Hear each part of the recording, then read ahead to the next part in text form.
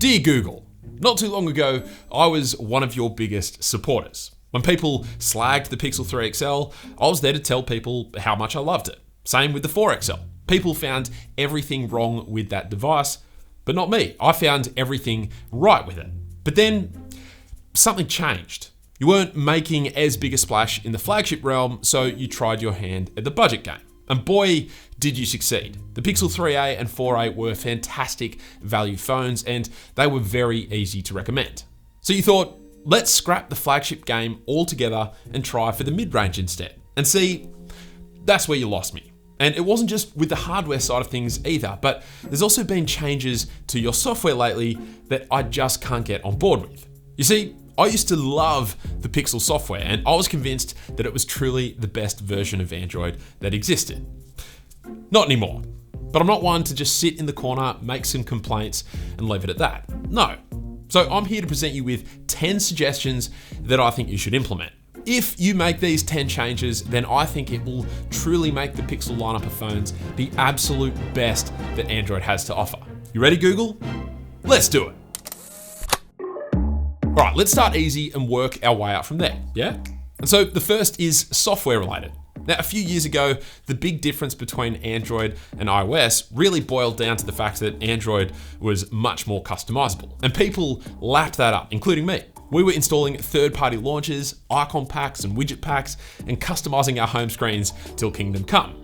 But then that started becoming much harder to do when gestures became a thing. It started in 2018 with Android Pie, but then progressively became worse. You see, unlike the traditional 3-button navigation, which was a separate system element to the home screen launcher, gestures are actually directly integrated into the system launcher itself. And so what this means is that when you switch to using a third-party launcher, at best, the experience becomes janky and less refined with stuttered animations, but then in some cases, gestures just get disabled altogether. Now, to be honest, this actually wouldn't necessarily be that bad if you just allowed us to customize the system launcher. And on most Android phones, you can. But on Pixel phones, nope, not really an option. You see, they have 2 persistent elements on their Pixel launcher that currently have no way of being removed: the Google search bar and the At a Glance widget. For anyone looking to make their home screen look unique, well, these 2 widgets just refuse to let that be the case.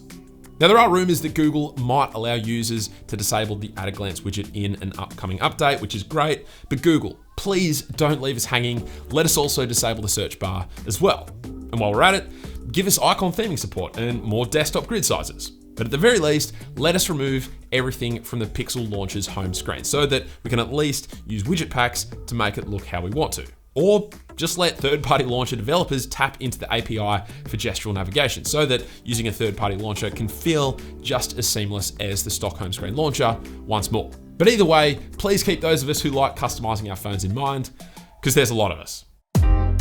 Now, speaking of software, one thing Android phones have become somewhat infamous for is their lack of reliability when it comes to down-the-line software updates. At best, some Android phones are now guaranteed for 3 years of major OS updates and 4 years of security patches. And whilst that is heading in the right direction, it's nothing on the 7 years Apple offers its iPhone users. So Google, you need to lead the charge here. The rumors suggest you might be offering 5 years of support for the next Pixel phones, but I reckon go further.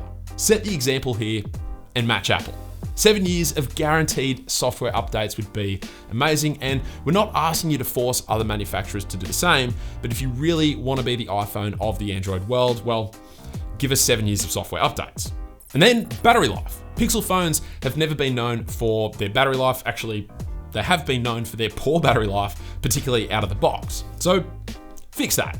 Enough with these subpar battery capacities in your flagship phones, which are embarrassing compared to the competition. It's time to beef them right up.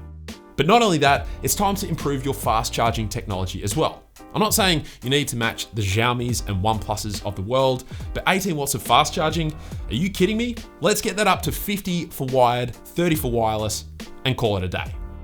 Now, on the Pixel 4 XL, the haptics were amazing. And then not even a year later, Google thought that this was the area to cut costs on by using a much lower quality haptic motor on the Pixel 5 and 4a lineup. So Google, no more of that, please. Bring back the amazing haptics that we once had with your Pixel 4 flagship phones. And not just with the flagship line either. Go bold and put it into your budget A line as well. I'd happily pay an extra $20 if it meant the haptics were top tier, like they once were. And let me just say this. Do you see Apple using subpar haptics on any of their lineup despite the price? No. And Google, neither should you. And the same goes with your speakers. Once again, for me, the speakers in the Pixel 4 XL were top of the pack in terms of the Android world, sitting just behind the speaker system on the iPhones of the world. And then you went and adopted this under-screen speaker technology with the Pixel 5, which just bollocks this right up.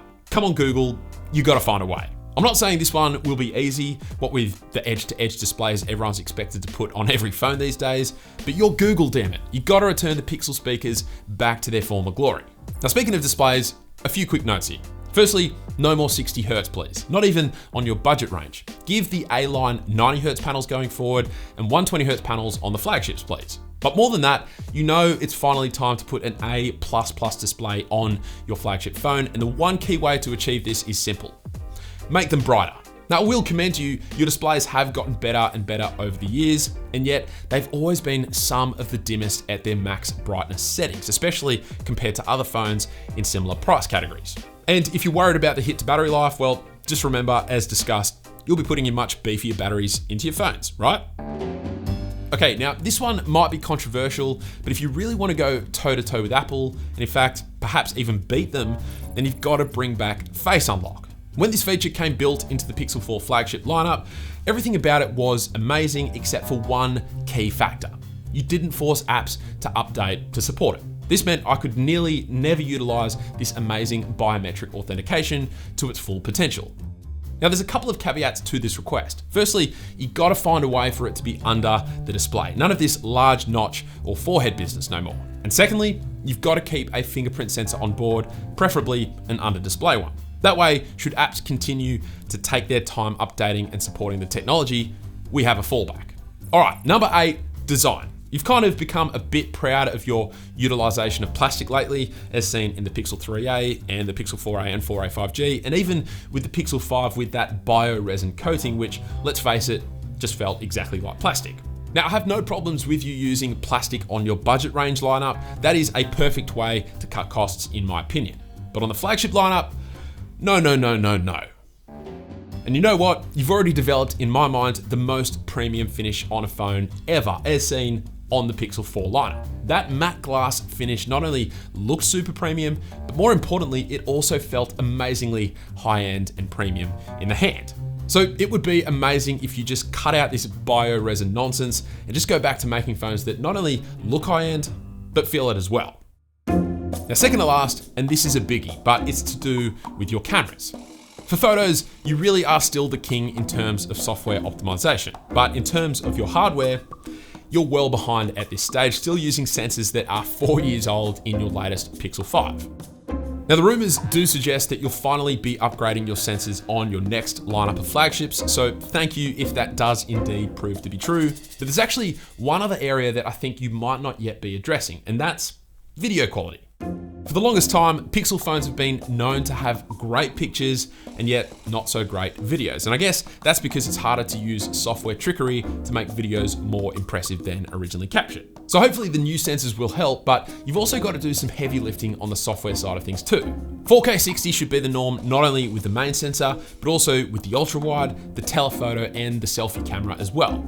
And then do some work with HDR and color rendering to make the videos look more pleasing straight out of the gate. Apple is by far the king when it comes to video capturing, so try and take a leaf out of their book. And so finally, for me, it all comes down to this last suggestion. Now, if you were to implement all of the suggestions that I've made throughout this video, some, in fact, many might say that you've made nearly the perfect phone, at least as far as Android phones go. And when you've created a phone as impressive as that, you might be tempted to throw in a top tier price tag to go with. And if that's what you're thinking, Google, stop it. Stop it now. I'm not gonna give you a number, but I am gonna say this. You should baffle us with the price. Make it so low that it essentially forces people to really seriously consider buying your newest phones. I'm not saying make the price so low that you start losing money, but I am saying that you gotta get people turning their heads, potentially at the sacrifice of some profit. I say look at any comparable phone on the market and take off $100, maybe $200 and let that be the launch price. So for example, the Galaxy S21 Ultra launched at $1,200 US. If the Pixel 6 Pro matches it spec for spec, make it $999. Like I said, baffle us. So there it is. Google, if you implement these 10 changes, then I say you'll not only get a solid footing back in the flagship smartphone game, you'll bloody well knock down the door on entry. So then, what do you think? Was there anything that I missed? Chances are, if Google is watching this video, then they might also be looking at the comment section as well. So let them know the changes you'd like to see down in the comments below. Aside from that, if you enjoyed this video and you agree with the suggestions that I made, share it. Send it to Google. That's how we get them paying attention and hopefully taking on board some of the feedback that we're giving them. But that's it. Thank you all very much for watching, and I will catch you later.